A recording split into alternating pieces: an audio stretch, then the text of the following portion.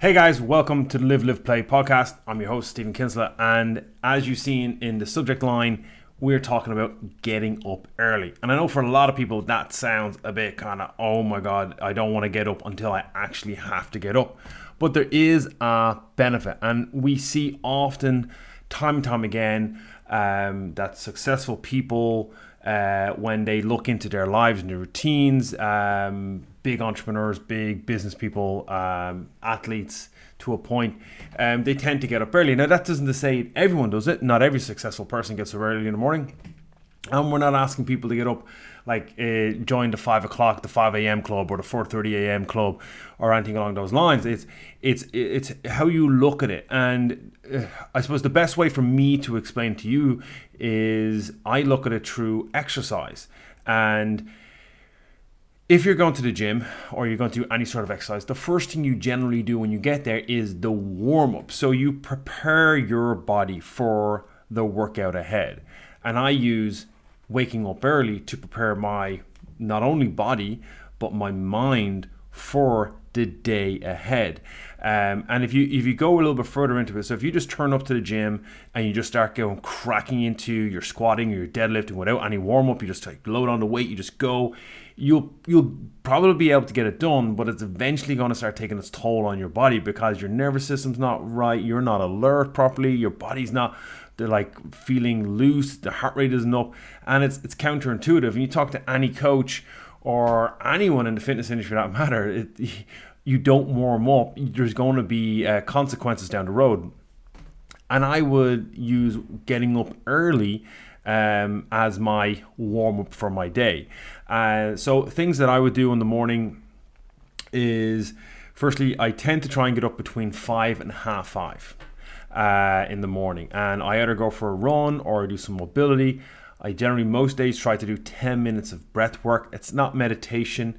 Well, it is a form of meditation, but the way I do it is I focus on breathing. I do box breathing. I used to do Wim Hof method. I do more box breathing now, depending on how I feel, depends on what type of breathing I want to do to stimulate my system. So at the moment, box breathing is the one I do the most of, and I do like 5, 6, 7, 8, 9, 10 holds for up to 10 minutes. I do some mobility, but then I do my daily planner, which is like setting myself up for the day, asking the right questions about what I want to do with my business, what I want to make sure I get done, my 3 big tasks. And then I check emails just to see if I need to put out any fires that are coming in for the gym, that the bookings are being looked after, that the coaches are in, and that there's no issues. And again, so it means that when I do finally get to work, I know exactly what's happening in my day. Well, 99% of the time, I know what's going to happen throughout my day. But also, it gives me the opportunity that I'm up, I'm exercised, my mind is awake, my body's awake, I've done flexibility work or mobility work. But then by the time my kids get up, I get to spend time with them. And I get to spend that extra hour, like being with them, letting Susan have a lie in, getting this breakfast ready, getting lunches ready for school, and getting everyone dressed and ready. And then by the time I have to leave for work, the house is up and running and I can go on about my day. And there is a benefit to that. And I find for me, it is one of the things that makes my days so much better. Now, I'm not going to say I do it every day because we have a almost 10-month-old, and if she has a bad night and she's up 2-3 times a night, then when the alarm goes off at 5 o'clock, I don't get up all the time because I know that I actually might need that little bit of extra sleep, and that's normal. Okay, so it's not like you have to be regimented. If things come into play, like you have a sick kid or your outlay, or there's something going on that prevents you from getting your basic sleep pattern, then yeah, you mightn't be able to get up, so that you can't burn the candle at both ends. And we'll kind of get into that and touch that a little bit more. Now, there's obviously cons and pros to getting up early. It's mainly a positive thing. I've looked into what the cons are, and they seem to be kind of subjective, and it's just more people giving out that they don't want to get up early. Now, there is 2 types of people, right? I'm an early bird. Always have been. I just prefer to get up early, always have. And even when it comes to working, if I'm in for 8 o'clock, I'd rather be there at half 7, and I'll give an example. I used to work in a gym up the road, Shoreline Leisure, and if we had to be in for 6:30, I'd be in at 6, and I'd pretty much open up the gym, and by the time the staff came in, they'd be able to kind of chill out and have a coffee. And the main thing I did it for was because I wanted to chill out for like 10 to 15 minutes before people start coming in the door, just to relax and have a coffee and just kind of prepare myself for the day. And that's one of the things that I do it for. And you get people that are night owls, and they just like staying up late. Now, if you're a night owl but you're staying up to watch TV or play computer games or to do stuff that's not really productive for bettering yourself or bettering your lifestyle, then you're not really I would say that you could knock that on the head pretty quickly. But if you're a night owl and it's where you find that you study the best, that you get more work done, you're working on your business or your side business, or you're designing something, or like studying, or whatever it is you're doing, but you're doing that, then yeah, if that's your goat. But if you're a night owl, then you don't try to be the morning person. We also, I can't sleep at night. I can't sleep before 9 o'clock. So on average, I go to bed between 9 and 10 o'clock in the evening. And then the way it works is I go to bed between 9 and 10 o'clock so I can get up early. Now, a lot of people tell me, I'm up till 11, I'm up to half 11, I'm up to 12 o'clock, I can't sleep. I said, well, you're sitting there watching TV. If you turn off all your social media, all your TVs, and you kind of, because that is stimulating your brain, you will naturally fall asleep. And there's a few little things that you can do. So if you say, right, in your house from 8 o'clock or 9 o'clock at night, there's no TV or phone, between 9 and 10 o'clock, you're going to start getting tired. You're going to start winding down. You're not going to get stimulated. You're not going to get wired. And if you want to read a book or do some stretching or do some breathing work, that will help you go to sleep. And it'll actually help you have a better night's sleep as well, which is a good thing.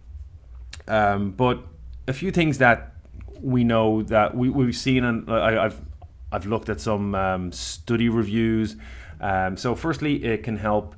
If you wake up early, it can help with your cognitive ability. Okay, so if you're up and you spend a bit of me time, it will help with your brain function for today. So you're alert and you're more aware of what's going on. Another thing, and I'm reading this from the side because I just want to make sure I get my list right. So if I keep seeing my eyes tracking, you know that I'm reading. And I see that all the time with people when they do videos. They track, but they try and make it as normal. But my eyes are tracking. So you can get a better mood, a better mental health. You're better organized. The big thing for me is headspace. I need, and I always have needed, time in here on my own. So if I got up at the same time as my family every day, then I wouldn't have me time, and I would be more irritable. I wouldn't feel like I'm getting stuff done, and I'd feel stressed and pressured. So I like to get up that little bit earlier, and generally for me is an hour or an hour and a half earlier than the rest of my house, because I want to have time to myself before they get up, because I need it. And I think a lot of people don't understand that that can make a huge impact on how you feel and how you do things on a daily basis, especially when it comes to family and work environments. And the things that I do, and it doesn't have to be what I do, breath work, I walk, I run, I do workouts sometimes, I read, I journal, I plan, I prep, and again at the end it's all about setting myself up so I can have a productive day and help others. And that's kind of the things. We hear then, like, some of the objections that I get then is, I need 8 hours sleep. And yeah, that's cool. And we do. Statistically, we all need between 7 to 9 hours sleep. And some people can thrive off 5 hours and they're heroes. And all of these kind of, I don't know, like these hero warrior people who don't need sleep, and like, sleep when you're dead, and all these type of kind of sayings you hear. It's cliche to a point. You need sleep. But most people, like I have 2 kids. My son didn't sleep a night through for the first 3.5 years of his life. I think we got one night, and we still woke up because we're programmed to wake up. And then my daughter is here, and she doesn't sleep. So I'm up at least 1 to 2 times a night, no matter what. So I never get a full 8 hours sleep, but I still get up and I still find productivity through my day, because whether I get the extra hour in bed or not, it's not making a massive difference, because I'm not getting the quality sleep that I should be getting according to the experts and the keyboard warriors that are like anti trying to be productive and do more with your life. A few things that I hear again after like the sleep question would be, I work early, I can't get up any earlier. Like if my kids are in swimming at 5:30 and we're just getting up and out the door. I said that's a different circumstance, right? So if you work, like if you work night shifts, okay, and you work super early in the morning, you have to be on site for 5 a.m. I'm not asking you to get up at 4 a.m. I said then that's not the right time for you to be productive, because you have to get up and it's the way your system works. So your 24 hours in the day changes. So it's not the normal standard. This is kind of more people that are being worked by 8 o'clock, 9 o'clock, even 7 o'clock. If they have to, they can get up at 5. Like we have people that come to the gym every day at 5:30 without fail. They get up more than likely 5 o'clock and get to the gym. That's their routine, but they get an hour away from the family to get an hour to exercise. So it is a bit of a morning routine, and it does work. But we understand, and I understand, that some people work till 9, 10, 11, 12, and even work night shifts. So if you are those type of people, then that kind of doesn't work, getting up early, because it's not going to be productive for you. It's a van thing. It will be counterproductive for you to do those things. I'm a night owl. I don't get up. That's not practical. Again, yeah, if you're going to bed late, like because of work or your sport is running late, or your study or something along those lines, yeah, no, I understand that. But if you're sitting on your ass watching Netflix, eating cookies, drinking tea, or you're binge watching something and you're not being productive about it, then yeah, like what do you expect? Like you're wasting time. Now, if you're happy in your life and you don't want to improve yourself, and you don't want to, and you feel that staying up till 11 o'clock watching 3 to 4 hours of TV is beneficial and worth it, then cool, more kudos to you. But if you're driven to improve on yourself, and I think everyone should, be better, do better, go to bed a little bit earlier and then get up and have a more productive day. You're going to feel 100% better over time. By 9 to 10 a.m., what are you really missing by going to bed early? If you're just staying at home doing nothing but scrolling or on social media watching TV, like what are you really missing out? Like how important was that TV show? Honestly, and I've stayed up because of a show before, but I know that it has impacted me the next day because I didn't get to do the routine that I wanted. And like, so for that 1 hour, the sacrifice was not worth it in the end. And the real thing that you kind of got to tell people is you got to stop putting obstacles in the way. A lot of people put obstacles in the way. I would love to get up, but I can't, the kids are up and I can't go to bed till the kids go to bed. It doesn't work. Then send the kids to bed earlier. Get them to go off social media. Get them, or just go, hey, I'm going to bed. Again, what's more important? I hear this all the time. Like, oh, when I go up, I'm so tired. I can't. Trust me, every time my alarm goes off, the last thing that goes through my head is that, hey, it's 5 a.m. Let's go get some. It's time to get up. Time to get up. It's time to get up. And then that kind of thing, oh no, just stay in bed, it's nice and warm, it's cold, oh, you can do it later. And I have that internal talk every single time I do get up early. I have that internal battle, and then eventually it's like, well, are you going to waste your day? Or the big thing I say is like, you got to win the morning. And that is a big thing for me. I got to win the morning. It's something that I always like to do, is because if I win the morning, I can win the day. And it sets me off on the right foot. And that might sound cheesy or corny, but it 100% works for me. And I know it 100% works for a lot of people that I know that are successful or that are very productive about their day.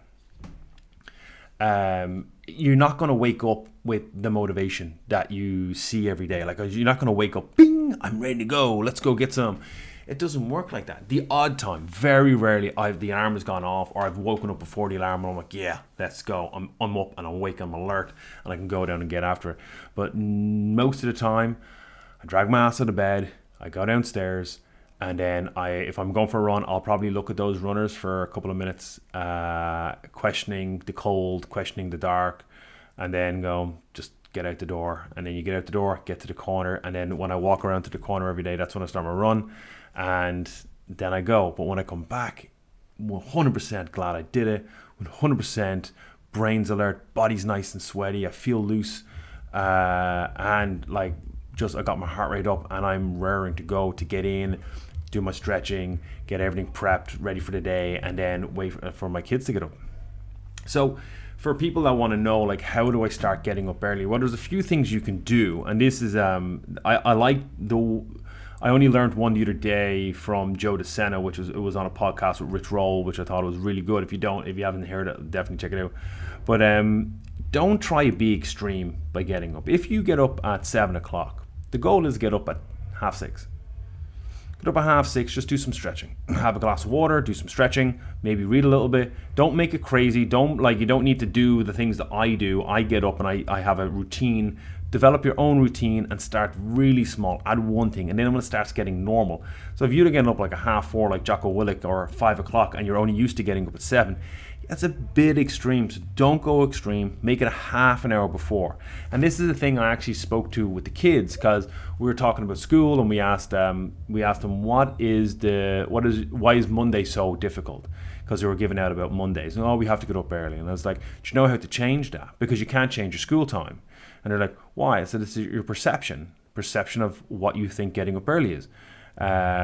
So how about on Saturday and Sunday? So what time? The question was, what time do you get up on the weekends? And a lot of the kids were, I get up.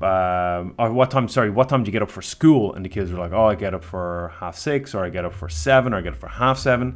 And I went, well, how about on the weekend you get up? If you're normally up at 7, get up at 6:30 on the weekend, on Saturday and Sunday. And then by Monday, getting up at 7, you get a lie-in. So change the narrative, change how you look at things, and get up early on the weekend, and then getting up for school is easier. And how we did this before was, one summer we made all our teens come in for training at 7:30 in the morning. And by the time they all turned up, and by the time they got back to school, getting up for school was a lot easier, because they didn't have to get up till 7:30 or 7. So it made life easier by doing one or two small changes to your week. And that's how you do it. And I hear this all the time from parents, they need to sleep in, they need the rest, send them to bed earlier. You're the parent. It's very easy, very simple. You can move your alarm. So if you're going to set the task for yourself to get up early, okay? The first thing you do, right, and this is the best one, I've only learned this, you set an alarm to go to bed. So if you have to be in bed by 9 o'clock, your alarm goes off, go to bed. Because you could be sitting there just zoned out, go to bed. That's the first thing you do.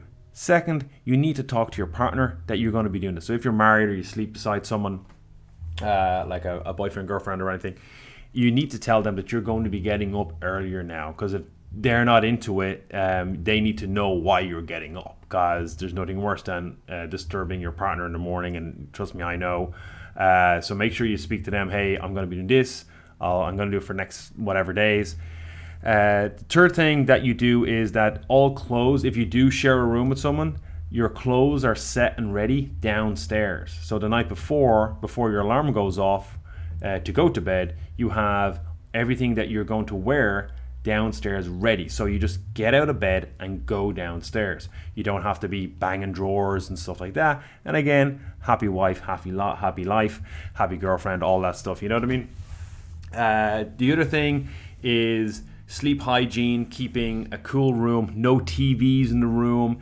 If you do have your alarm on your phone, which I think most people do now, is move the phone so far away from you that you have to get out of bed to get it. 2 reasons. 1, you have to get out of bed to get it. 2, you do not want to wake someone up, so you're going to jump out of bed and go get it. Then you just keep on heading out the door. And that's as simple as it is. Set a quick routine. I'm going to do a little bit, 10 minutes of stretching. We're not asking for 5 minutes of stretching, warming up the body, glass of water, do a little bit of breathing work, and you're going to start feeling the benefits of waking up early. So, try it for 7 days. See how you go. Post in the comments if you do. If you disagree, post in the comments. I want to know. I'd love to have the conversation with you. I find, again, like I said earlier, that waking up early is so beneficial to me, my day. I just feel better doing it. Even on weekends, I do it more. I used to kind of slack a little bit. I might go an extra hour on the weekend where I stay in bed. But generally, it's still between 5 o'clock and 6 o'clock that I like to get up in the morning and just go about my day. And I feel more productive. That's my 2 cents on waking up early. I think it's something that everyone who can do it or wants to be more productive about their day should do it. And yeah, go after it. Try for 7 days. See how you feel. See how you do. And if you don't notice that you've had a better day, then drop it. Very simple. But stick to the key things. Set the alarm to go to bed. Make sure that you're not doing social media before bed. You've spoken to your spouse. Your gear is ready, set downstairs. Don't put obstacles in your way. Have your runners out if you're going for a run. Have your yoga mat out if you're going to do some stretching or yoga. Have everything, your glass of water ready for you downstairs when you get downstairs, so that's the first thing you can drink in the morning. And it's just nice and simple. Guys, that is it. If you like the information that we had, I'd really appreciate if you like and subscribe to the channel or follow us on Spotify, Podbean. We're doing shows every week for this year. That is my commitment. That is my goal. I have 2 amazing guests lined up. Just got confirmation that they're going to do the show. I'm so looking forward to it, and I have a lot more coming your way. This is one of my shorter podcasts because it's just me, but I have a lot of these coming as well. Just topics and insights and kind of my opinion on things when it comes to exercise, when it comes to business, when it comes to life, when it comes to working with kids, coaching, being a dad, all those things. So again, thank you for watching, and if you did enjoy it, please leave a positive comment. Let me know, because it helps the algorithm. It helps me want to do it more. Have a great day. See you all soon.